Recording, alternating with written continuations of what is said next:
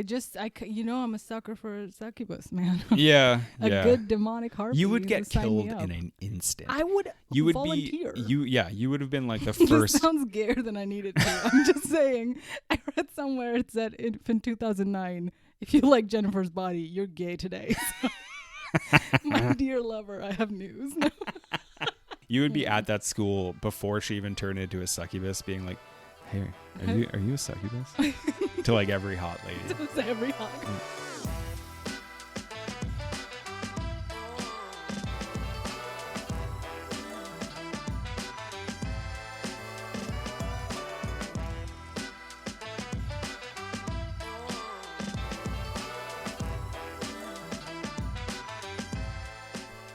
Hell yeah.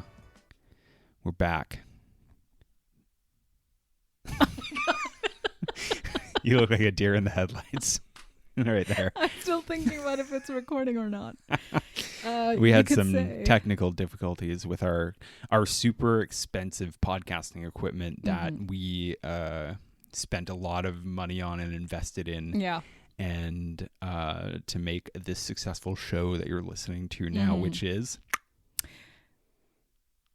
What's the name of our show?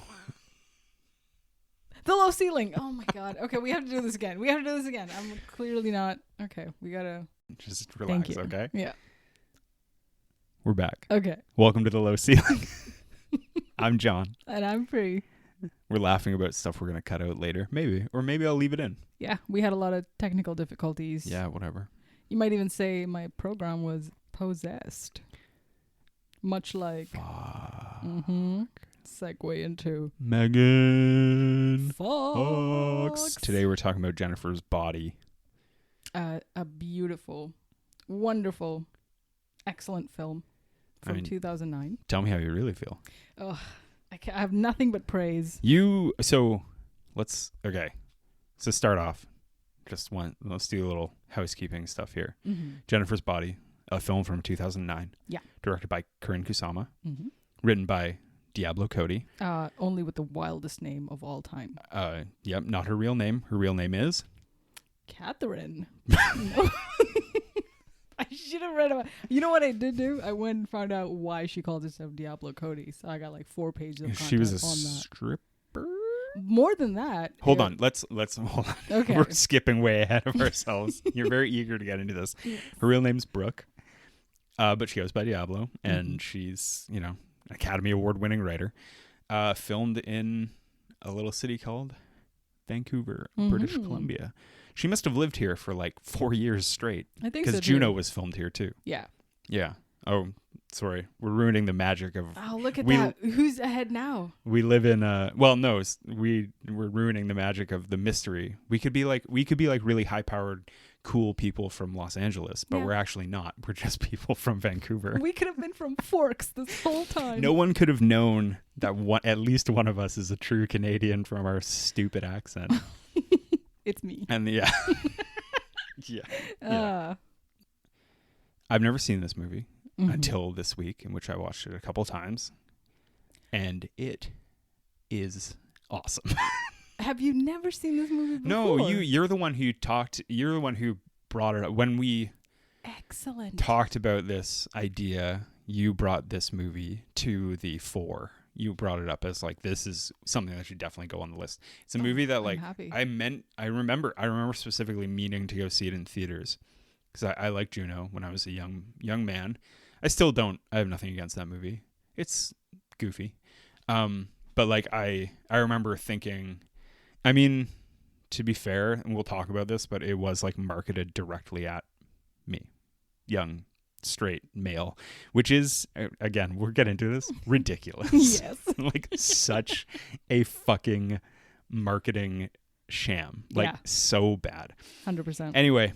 Speaking of that marketing sham, and I know you want to get into it as to why it was so terribly, even the trailer was so misleading, is because written by a woman, directed by women, starring 2 women as lead characters. The trailer is a fucking embarrassment. Yeah. The people who marketed this movie they should look back in shame at the way they marketed this, at the way that the executives who were like, do it this way, they should be like, although they're probably not, but they should be like, Wow, what a bad move. Just not great at all. Yeah. Do you want to tell us a little bit about the summary, or like should we talk about the plot? Do you want to get into the plot before we talk some shit? Yeah. Okay. So you're gonna have to help me on this because I actually didn't write anything down to no go problem. over this. But I did watch it just the other day. But you watched it last night. Yes. So you're you're up on this. What do you want to lead the way? Yeah, let me do it. Okay. Go on. So we have two besties, Amanda Seyfried and Megan Fox. You're already missing a pretty crucial beginning of this film. Oh no. Go on. She's the kicker. Oh yeah, of course.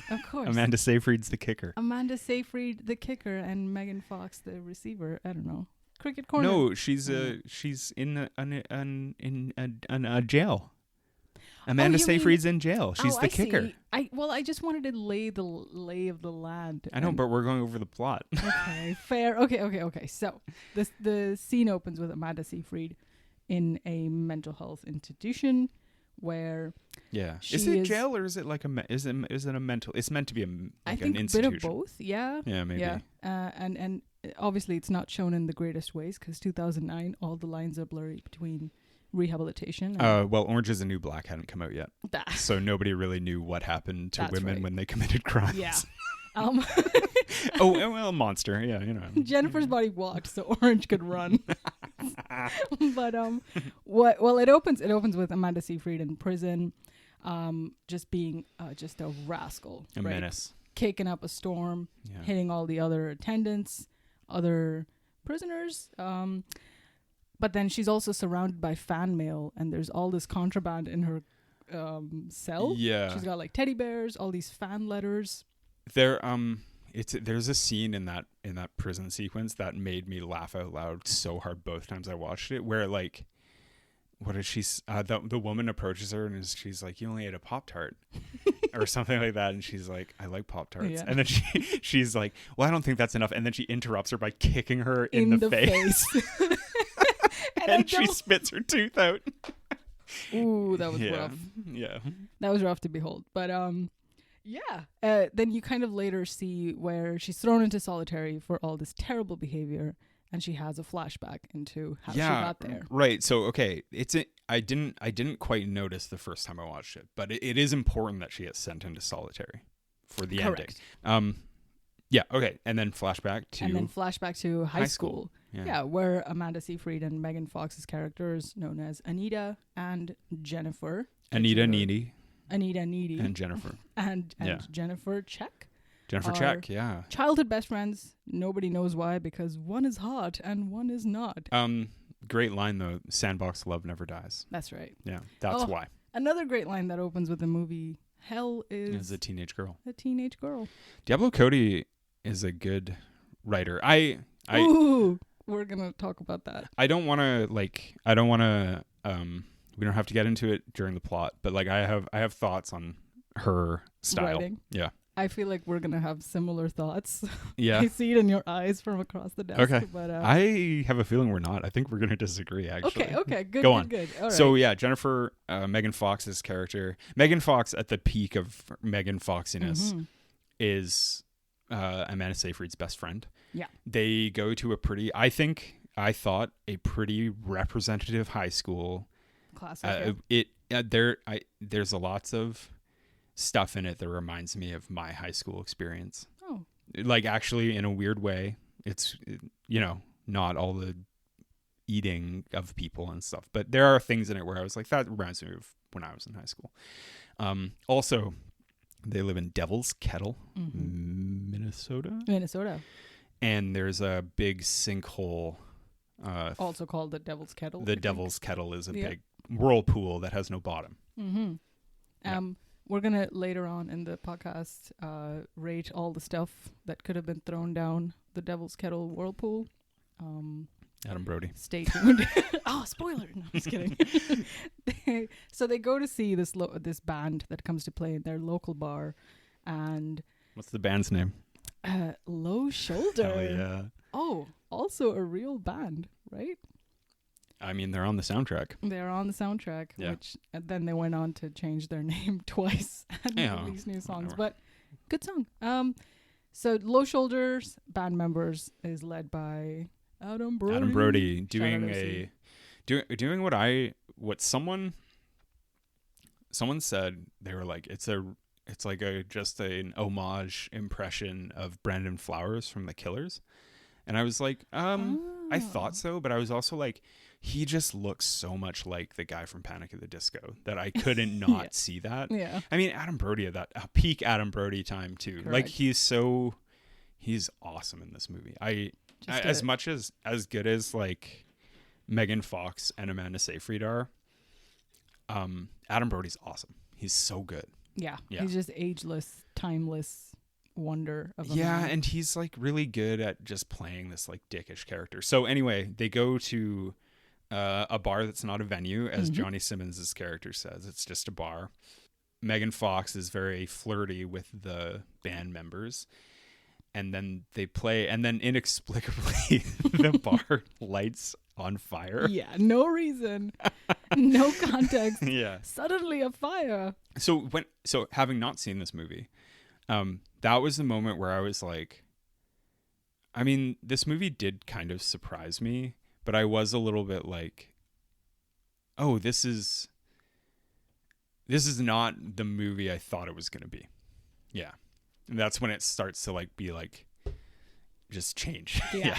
Yeah. And stays awesome. Yeah. And then Megan Fox, Adam Brody finds Amanda Seyfried and Megan Fox. They've escaped. Yeah.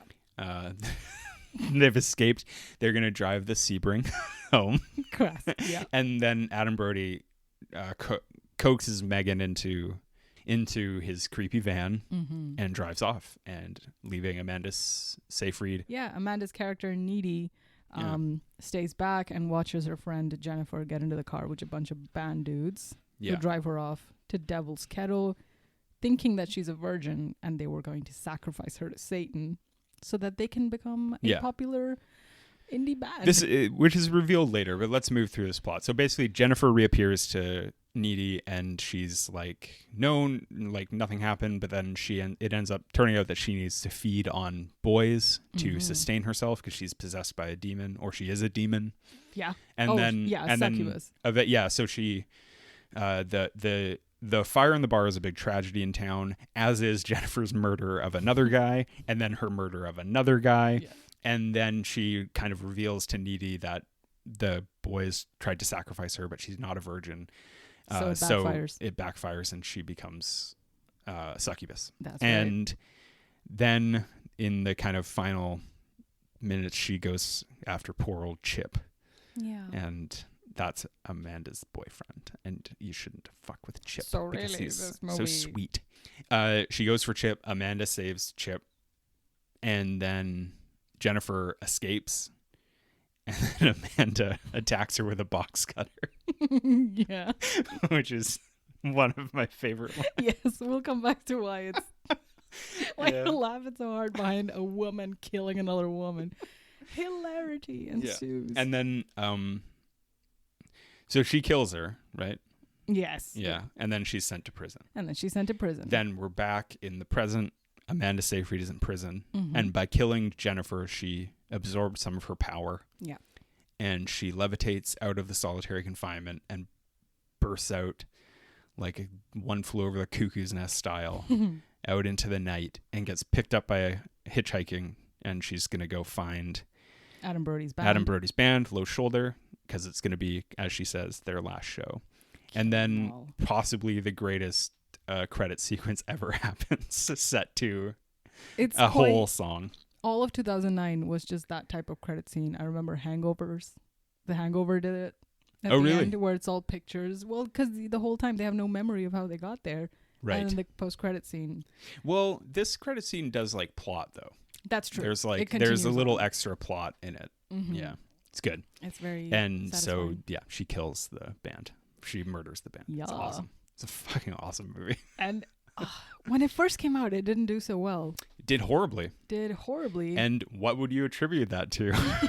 Marketing. The marketing is terrible. The marketing, like I said, the trailer is like, the trailer is an embarrassment. This is why I've never seen, this isn't the reason I never watched it, but this is the reason why when I watched it, I was like, oh, this is totally different than what I thought it would be.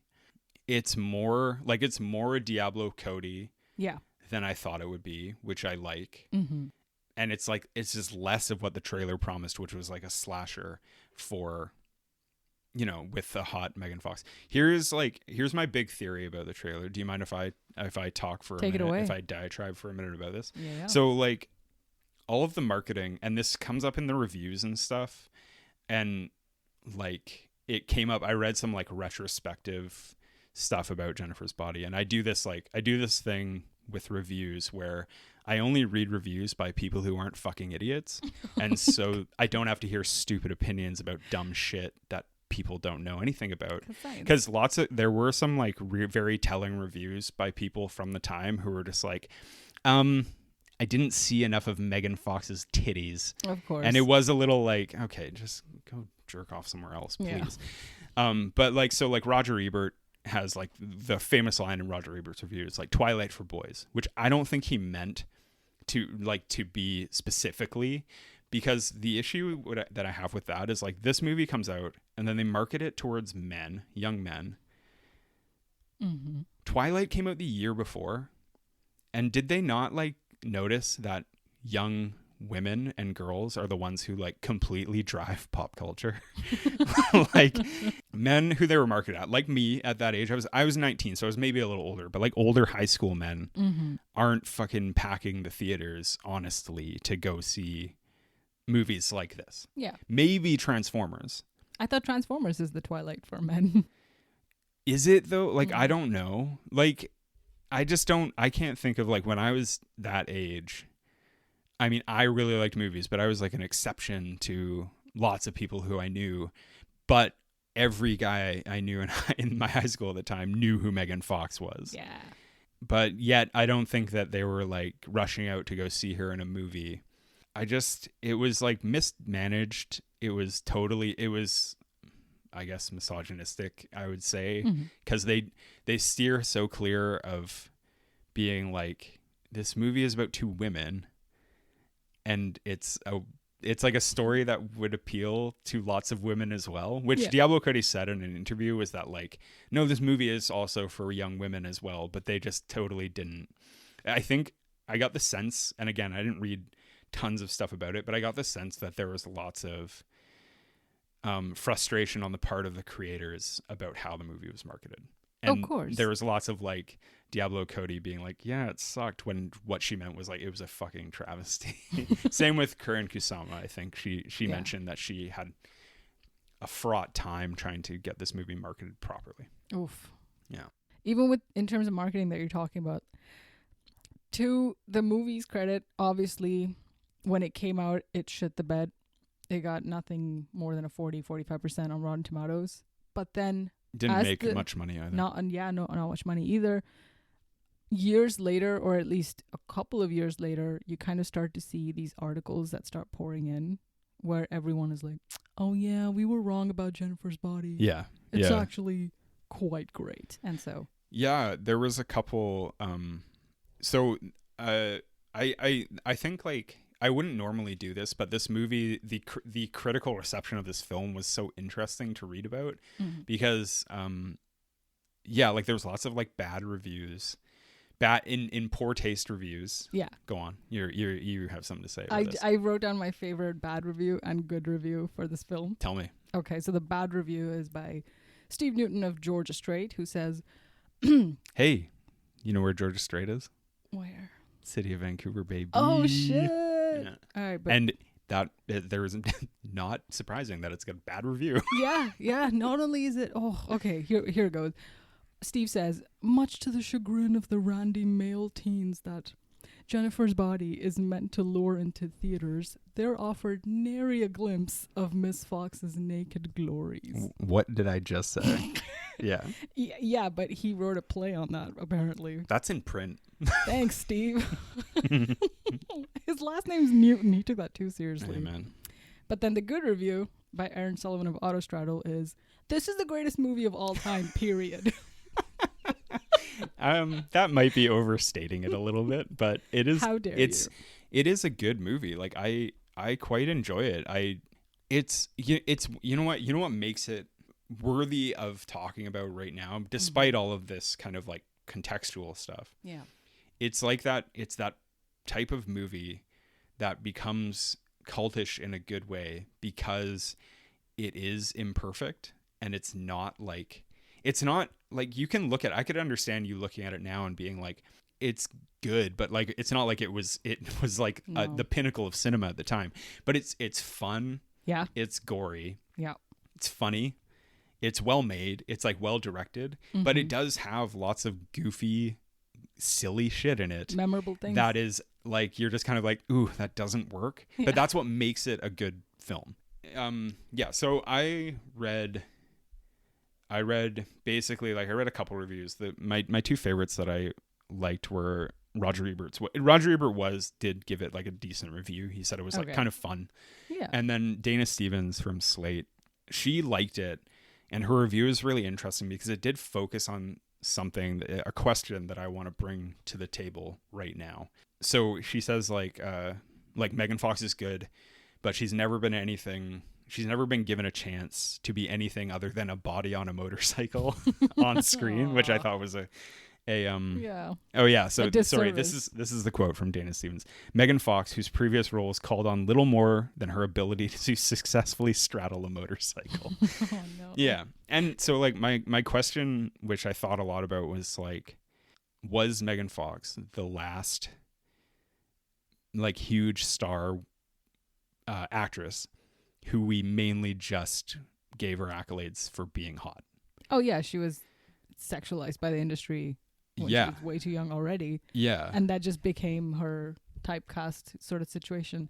Megan Fox is astonishingly good in this movie. Yeah. And I feel like this movie would not be half as good if she was removed from it. Megan Fox simultaneously like carries such a huge load in this movie, and unfortunately is also part of the reason the movie failed, because she was too big of a star. Yeah. She was too pigeonholed into just being a hot lady. Yeah.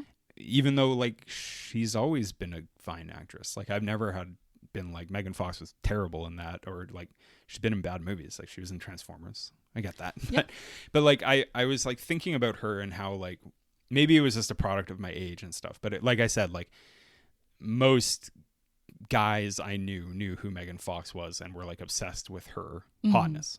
I feel like shortly after something like Jennifer's Body, maybe a little bit after that, the industry, I don't want to say it like had a change of heart, but it did like kind of seem to be like, okay, we can't just like straight up act like these women are a fucking piece of meat the way that they did with her, you know? Yeah. And I started to think, I think that the film industry kind of shaped up from there on. It wasn't perfect, because other stuff still happened. Uncool things have happened. Yeah. Which speaking of uncool stuff, not uncool movements, but like uncool things. The Me Too thing. There was some retrospective reviews I read that like the movie's kind of been reassessed post Me Too. Constance Grady and Vox had this review talking about like the idea of men sacrificing a woman for the sake of their career. Yeah. And you like using a woman's body for the sake of their career is like a pretty, and I was like, that's a very interesting way of looking at it. And I think that's like, I don't know, I think it's very poignant. I thought it was like a poignant and good idea. The idea that the movie ceases to become a horror film and starts to become like a revenge fantasy kind of like the almost way immediately. Yeah.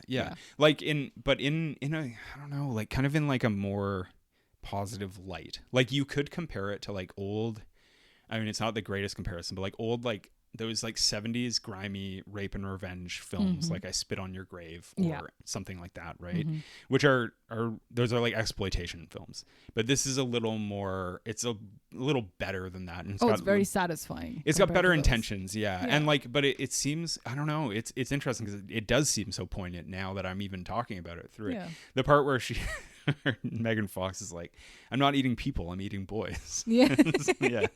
Even if they're sweet, innocent boys, like that little Indian guy who was in their class. And, well, I mean, she did say she wanted to try Oh, a sea cucumber. A sea cucumber. Jesus Christ. I gotta cut Did all you that feel? out. Did you feel in your heart for the young Indian man who I was did. eaten? Yeah. My brother. He comes to this country.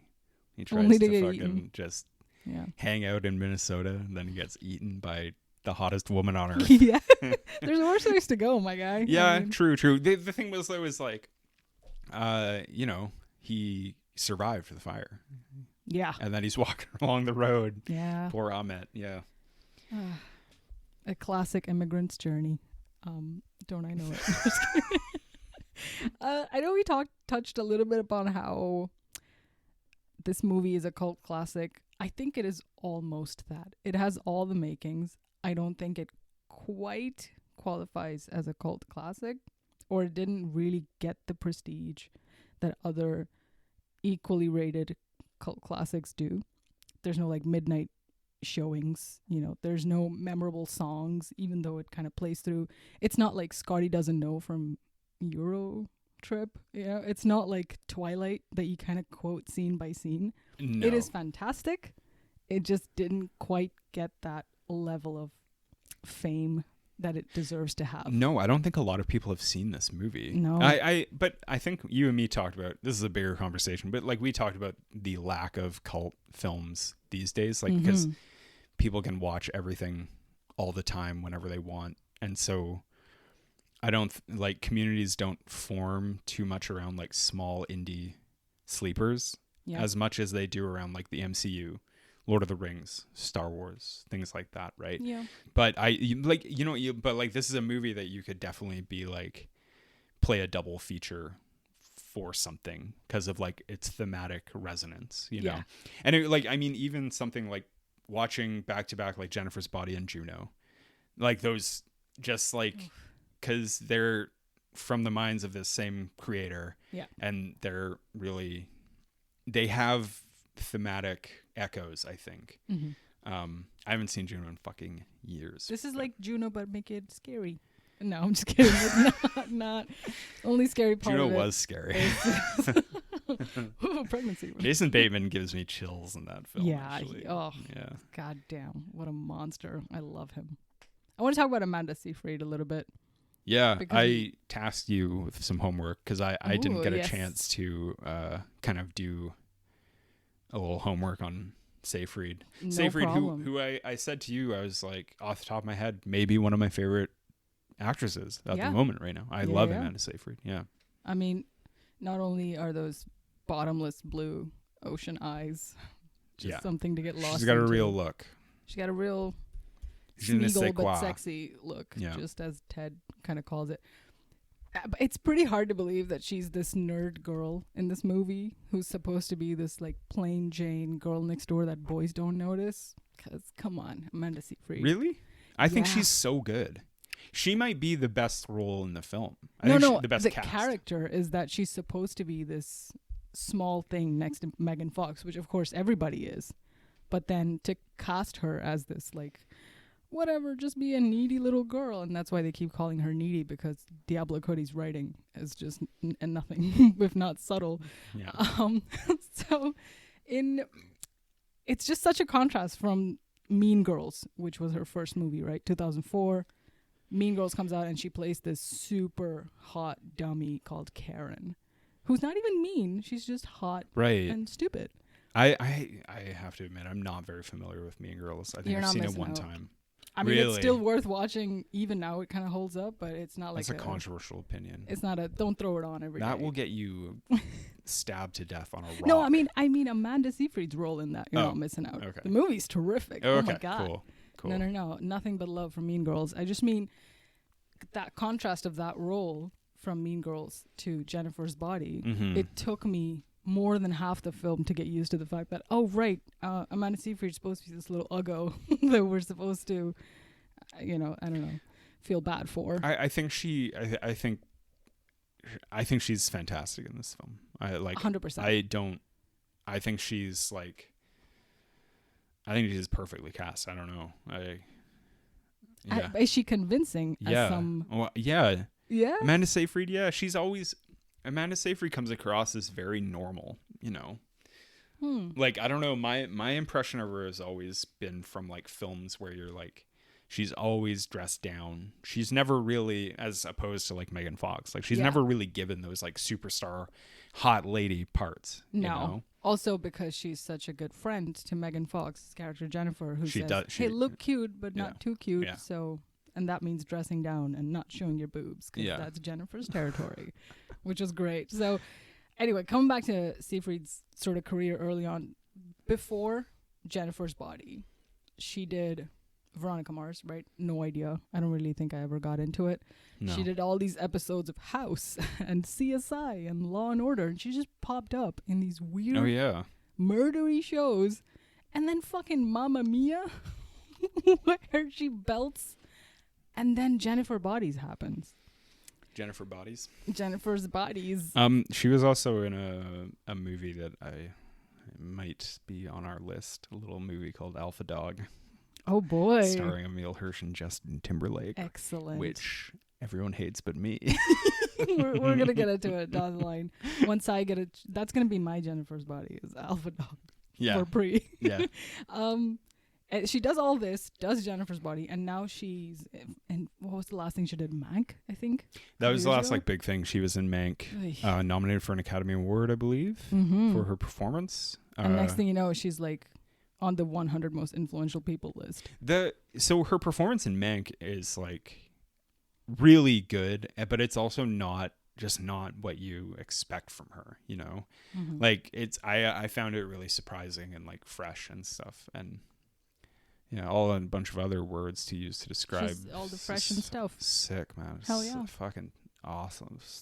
To me, between the two, between Needy and Jennifer's character, Jennifer completely steals the movie for me. Really? I think Amanda Seyfried. More of Megan Fox. I would take Seyfried over Megan Fox. Yeah. I'm a sucker for succubus, man. Yeah. A good demonic harpy. You would get killed in an instant. I would volunteer. You would have been like the first. This sounds gayer than I needed to. I'm just saying. I read somewhere it said in 2009, if you like Jennifer's Body, you're gay today. My dear lover, I have news. You would be at that school before she even turned into a succubus, being like, "Hey, are you a succubus?" To like every hot lady. To every hot. Like, "Hey, are you a You're making me sound like a predator. Are you a succubus?" Oh, yeah, you'd be all the same age as them. It's not like you're a teacher. Okay, that's good. Just the only 40-year-old there. Hey, little girl. Oh, this failed a bunch. Weird. Are you a succubus?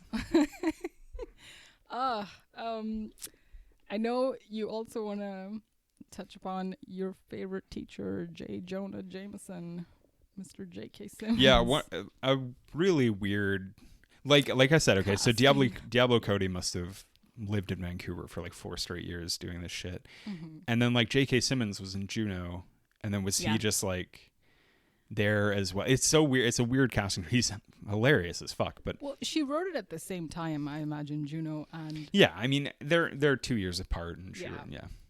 And so JK must have been like, all right, sign me up for some JKs, and he's great. He crushed it. There's like 2 scenes in his classroom which are 2 of like my favorite things. The one where he says, "Don't worry about who's a cool dude or who's a hoe." With a straight face. Yeah. And then the one where he's talking about the tragedy and Megan Fox is like, "Boring." Yeah. On that note, like we can't just keep quoting without talking about Diablo Cody's writing. Correct. Like Diablo Cody. So do you want to take this first? I think we should start on a positive note. So tell me why you love it. First off, Diablo Cody is like, she's obviously just a talented writer. She has a unique voice that I'm glad it exists, but I don't think it would go over quite the way now. Like if someone burst out into the scene like Diablo Cody today, I just don't think it would work. But she's and like I said, like there's so many things in this movie that also don't work, even coming down to like some small quips, but I don't want to call them like, oh, they're just little bits of genius, but they are so fucking funny and weird that I do really admire her ability. You know what it is she creates a language that is meant to sound like it actually exists in this world, right?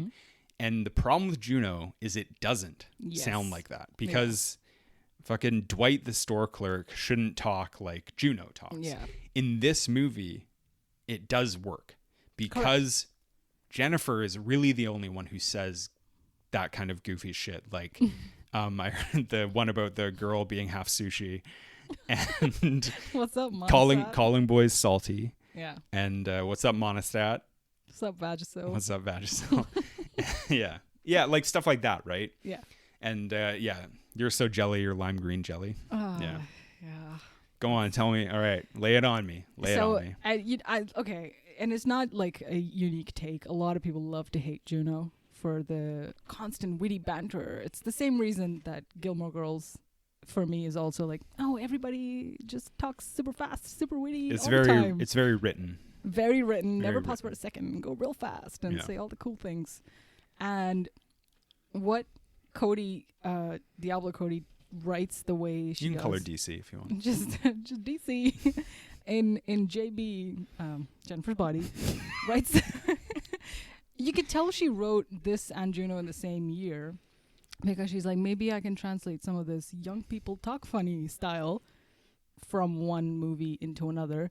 And I totally agree that it is limited to just Jennifer. She reins it in. Yeah, 100%. And it's way more refreshing to see that. And I know if she did kind of go all out like she did on Juno, if she did give all the characters like a Scott Pilgrim-esque, quirk, then maybe this movie would have done so much better. Yeah. Because it comes off as horror camp, obviously it shit the bed in ratings, among other reasons. One of the problem with like both the problem and the success of Juno is like you can only really do that once. Yes. And then it starts to become grating. And I think she was smart to like rein back a lot of that dialogue to be a little more realistic, Yeah. There is some really good writing there, okay? There's some really good throwaway jokes in there. Like the 9/11 shot glass bit that they do at the bar when she meets the band. She's like, I'm going to get you this 9/11 memorial drink. So it's like a red, white, and blue memorial But you have to drink it quick or else it turns brown. Yeah. She brings the 2 shot glasses back, but one tower is shorter than the other.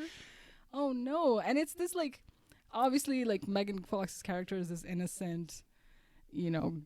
Well, she's not innocent, though. Like, that's part of the conceit, right? It's like she even says that she says in the bar, like, she's not a virgin. She's not even a backdoor virgin because of, I just mean Chris, innocence in terms of politics. Like, it's not like she's trying to be cross about it or anything, because they obviously do this whole commodification of 9/11, and that tells you more about the town, right? It's this town has a bar that does this. Yeah, something I thought that was real smart, and like really interesting, and I thought relatable, because being from a very small town like myself, that feels a little bit like the devil's kettle, the devil's asshole, certainly.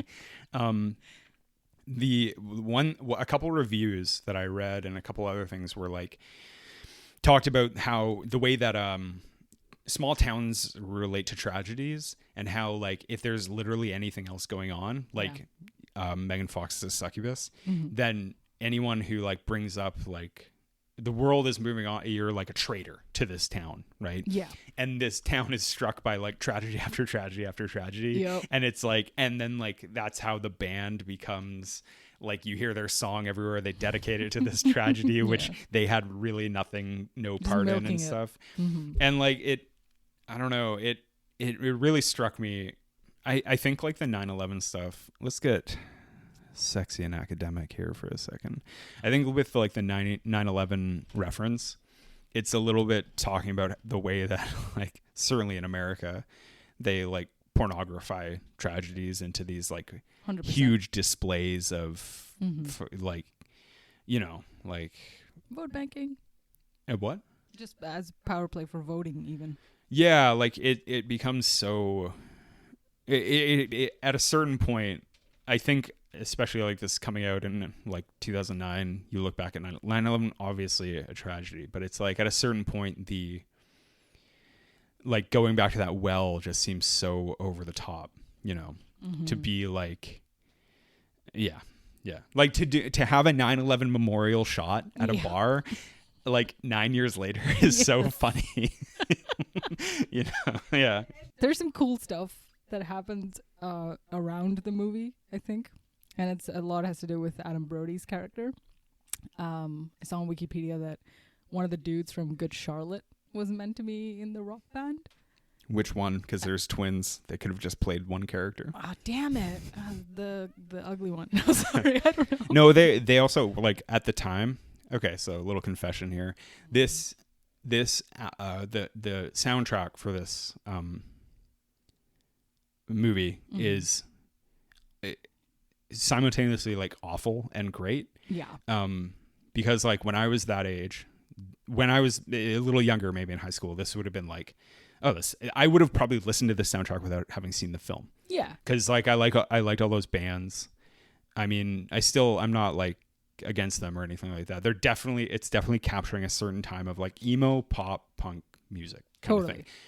And yeah, anyway, that's suffice to say, at the time, the guys from Good Charlotte, I think one of them was heavily tattooed and the other one was totally clean. So I don't think they could have played the same that's role. Right, yeah, with this little soft boy hat. Yeah, and the one without tattoos was marrying Ashley Simpson. So what does that tell you, tattooed people?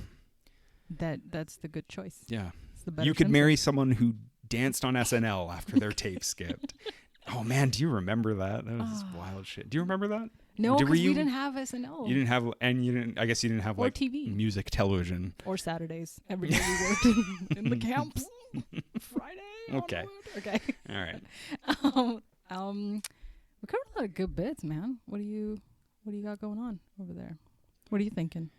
'Cause I'm ready to do my super favorites, top fives. Wonderful bodies of Jennifer's bodies from the Body movie. All right, shoot with the top fives. I'm ready. Okay. I'm ready for top fives. All right, I'm going to go 5 onwards. So 5, 4, 3, 2, 1. Yeah, Number whatever. 5.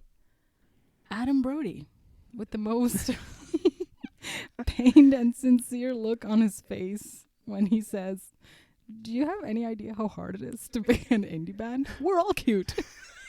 Then he stabs the shit out of Jennifer. Also, so again, okay, let's talking again about Diablo Cody's writing. Mm-hmm. She does have lines that are funny, that aren't her signature style. And Adam Brody says one in the bar when he's like, yeah, we like to come out to the shitty areas too. Yeah. We like to say hello to the fans on the shit. Oh, and also, again, okay, so I'm going to vamp. I interrupted your top fives. I'm just going to vamp on something just a little bit. We should do this. So, like I said, there are certain things that really remind me of when I was in high school in a small town.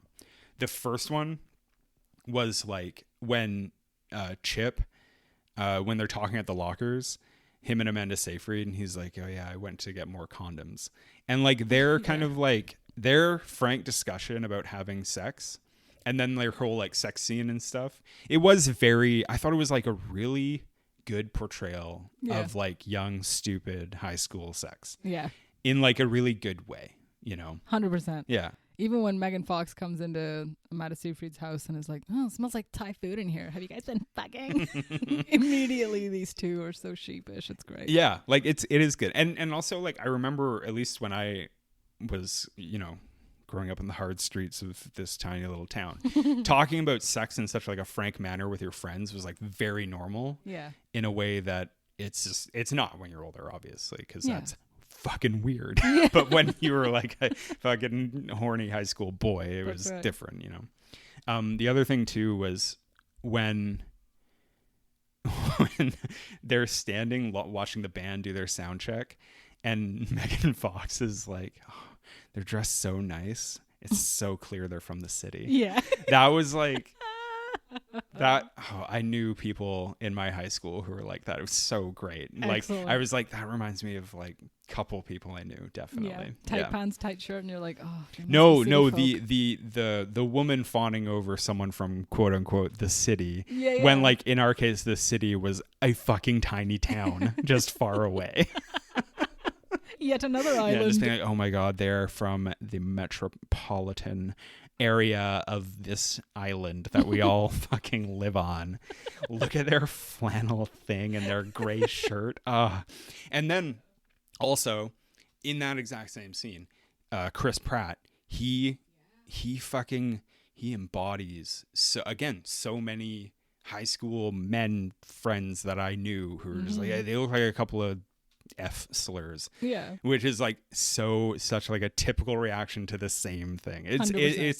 I found it just like really effective and really specific. I found it specific in a good way.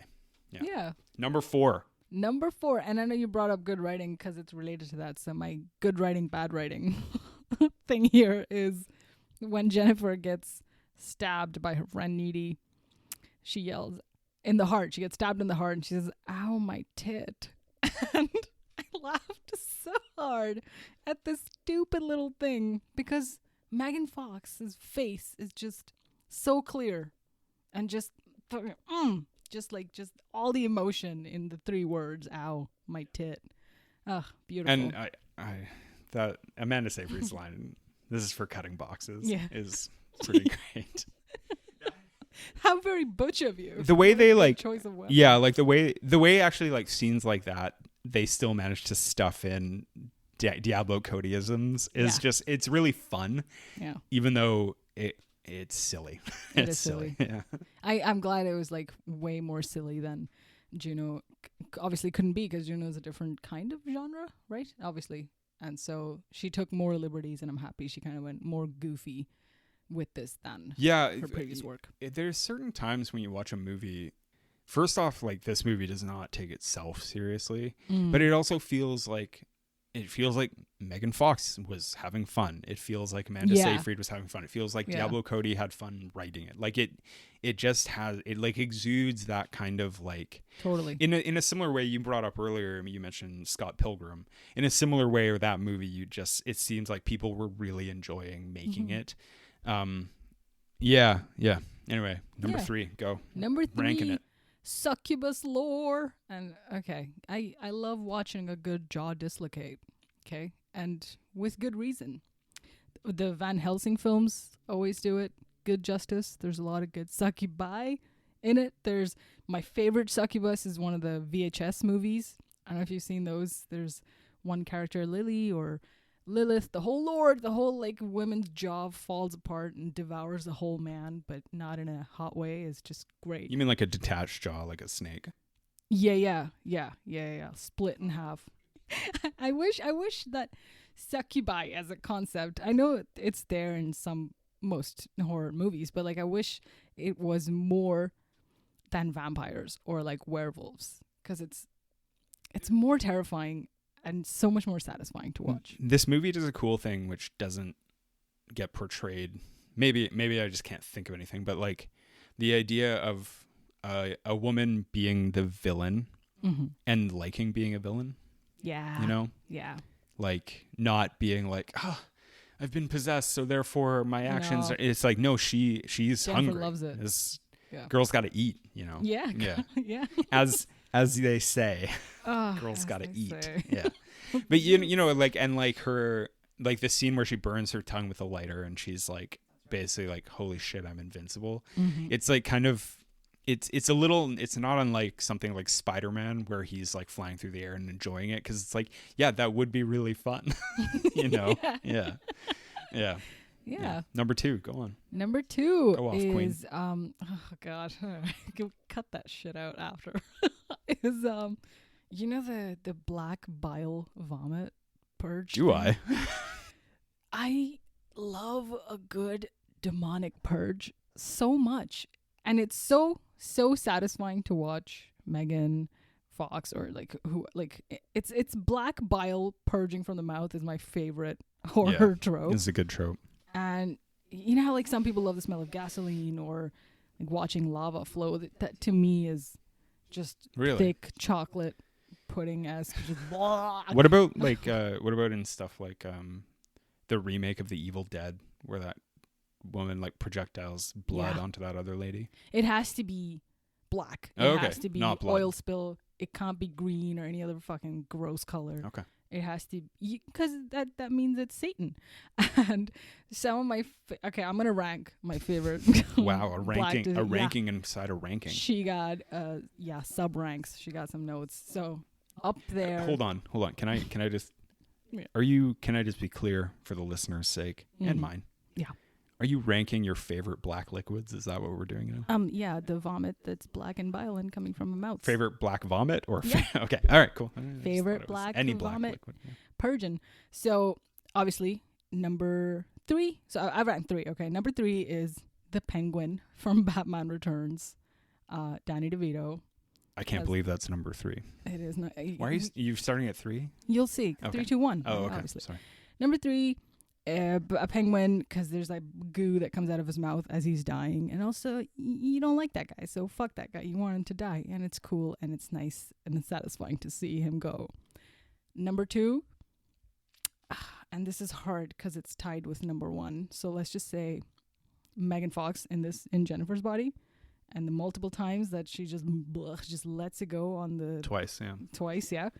And number 1 is the guy from District 9, Wickus, when he turns into a prawn. Vickus, yeah. He turns when he's like coughing up black fluid as a result of transforming into a prawn. Yeah. Yeah, that's a good It's beautiful black and sad movie. Yeah. But also, lots of juicy bile leaf stuff. Yeah. Same year. Right? I mean, this is solid. Solid year. Yeah. That's it. And finally, number 1, my number 1 favorite thing about a Megan Fox movie is Megan Fox herself. Yeah. I wish she did more funny movies, man. I think The Dictator, This Is 40, New Girl, she's great in that. She's good in New Girl. Yeah. She's the voice in Robot Chicken. What can't she do? I feel like I love how she absolutely annihilates in this role. It was made for Megan Fox, like I said before. What do the kids say? She ate and left no crumbs. Boom. Ugh. I love her. She's great. It kind of has to be someone who's obscenely beautiful. Like it has to be like a superstar lady. Yeah, just the fact that she's also a tremendous actor is definitely helps. And I don't think that they would have like hired someone who's just a lady straddling a motorcycle. Yeah. You know. Who's that actress from Girl Next Door? That movie, The Girl Next Door. Meryl Streep, yeah. Meryl Streep.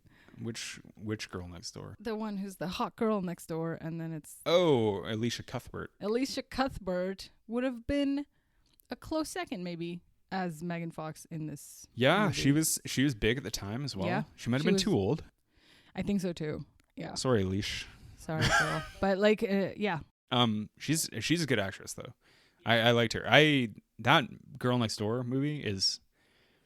bad, but somehow I that was another movie that was on television all the time when I was growing up. Yeah, same. And I have kind of a shameful affinity for it. I think it's kind of a fun, stupid movie. It's got Paul Dano in it. I'm a sucker. I love Emile Hirsch, and the guy could have had such an incredible career. And I know, like he's in one of my top 5 favorite films of all time, and so it's just so weird to.